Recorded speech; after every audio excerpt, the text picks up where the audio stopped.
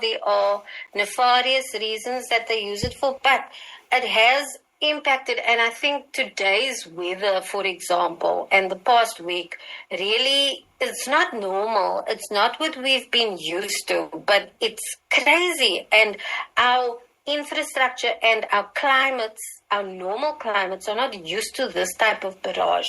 And so the agriculture has really been impacted in a great way, because the erratic rainfall and extreme heats that we've been experiencing impacts the crop yield. So the crop yield has been very little, and that then impacts the food for the livestock. So not only is it the vegetables, but it's also, the cattle, the beef, the all of those things that is impacted, that really. And on top of that, we are having like all sorts of viruses, which also is a result of climate change on the soil, on the ecosystem, on the biodiversity. And then because of this, farmers have to then change and use GMO crops, because that is adapted to sort of withstand the climate change that is happening. And those impacts of the GMO impacts the environment, and it impacts our health especially. And a good example of that is diabetes. And in the 1950s, because there was like a serious boom in people, the crop yield was too small. So they changed and adapted and GMO'd the wheat to have something called amylopectin A. And that is responsible for the high glycemic spike that diabetes patients experience. And that's also why there was a boom in diabetes and heart problems. And it all came back to the food and the crops that they planted. So the weather impacts the type of crops that we plant, because we now have to plant resistant crops to make things more sustainable for ourselves. But we also kind of have to be clever about how we do that, because we should try to use crops that are more resistant to drought and fires, that can be planted instead of GMO planting. And then, it has a residual risk in terms of the hunger then causes malnutrition, which then in turn sort of has an impact on gangsterism and poverty. So everything is cyclical, and we don't realize how the weather can actually be a cause of gangsterism. Now, something else, Cindy, biodiversity. I think biodiversity is often overlooked in these discussions. Now, speak to us about what impact is climate change having really on South Africa's ecosystem, on the indigenous plants and also wildlife.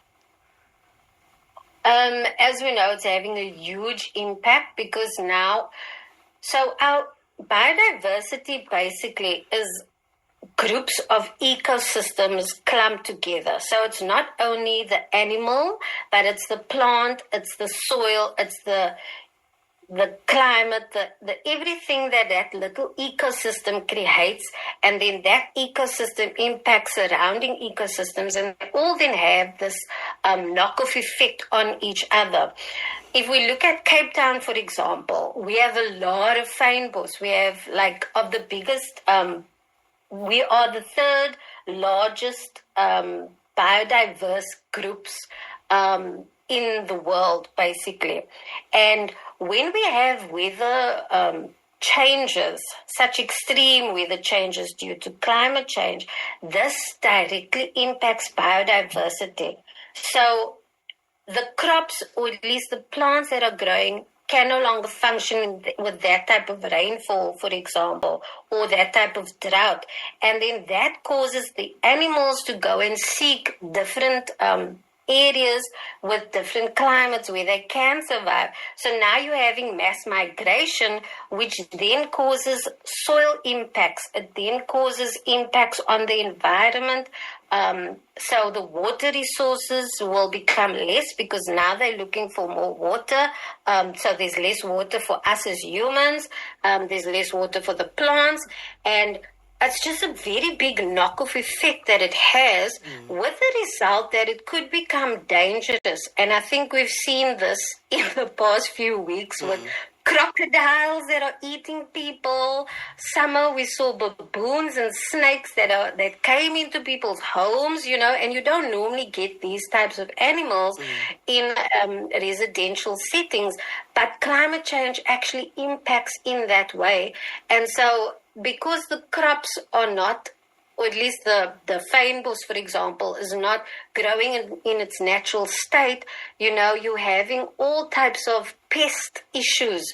So you're having locusts and you're having other pests that the environment is not normally used to. And that also impacts our food security, because now the vegetables that are being grown aren't used to these different types of pests that they haven't had before. And so now either the yield is much smaller because there was destruction of the crops, or they now have to resort to genetically modified. So it really is a bad knock-off effect holistically. And then many people hear the term regenerative practices, but may not fully understand it. Why exactly does this kind of matter? And we need to know what it is. But yeah, why does regenerative living or regenerative agriculture actually mean? Okay, so like I spoke about biodiversity and how it's lots of clumps of ecosystems that's together. So it's a holistic concept.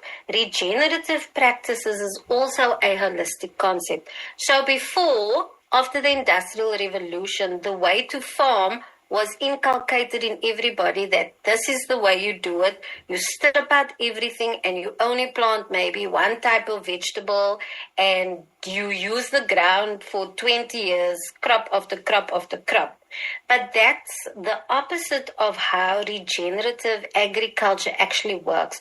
Regenerative agriculture is where you use a permaculture holistic type of concept. So you use the ecosystems in that area, you use the animals, you use the rainfall, you use the type of soil, and you use the science behind it to work together to sort of boost the whole ecosystem, so that you are not just growing crops, but you are also making the soil more water retention.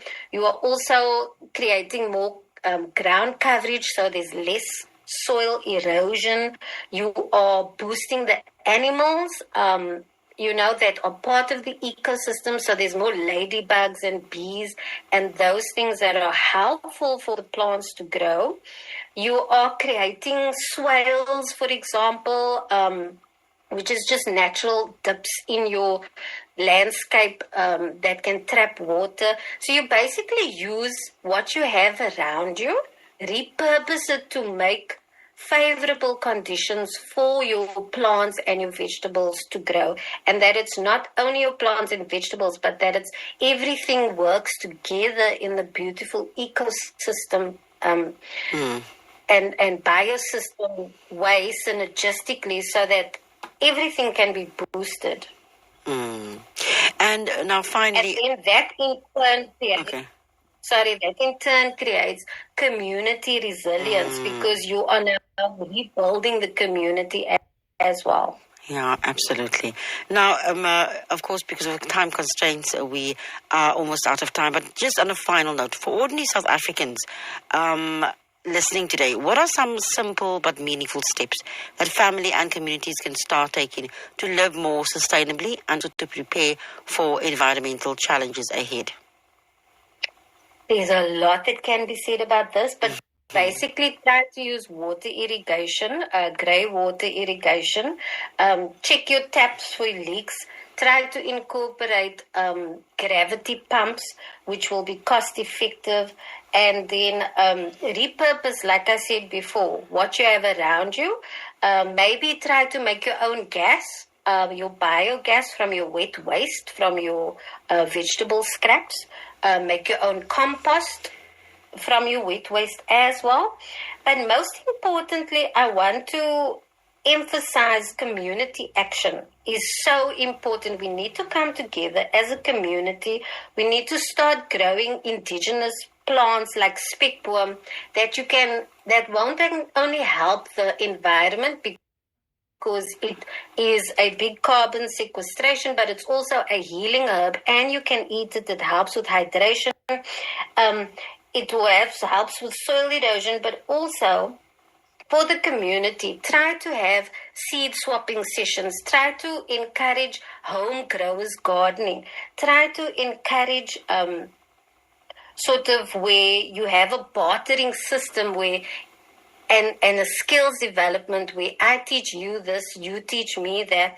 And so we can also take the strain off the infrastructure. In an example with this weather, let's go and help our community members who have been devastated by the the repercussions of the winds and rains with our skill sets. So then we're building community, we're helping each other, but we're also being sustainable at the same time, whilst growing our veggies together, buying from each other, bartering from each other, and ensuring that there's nutritional growth for everybody.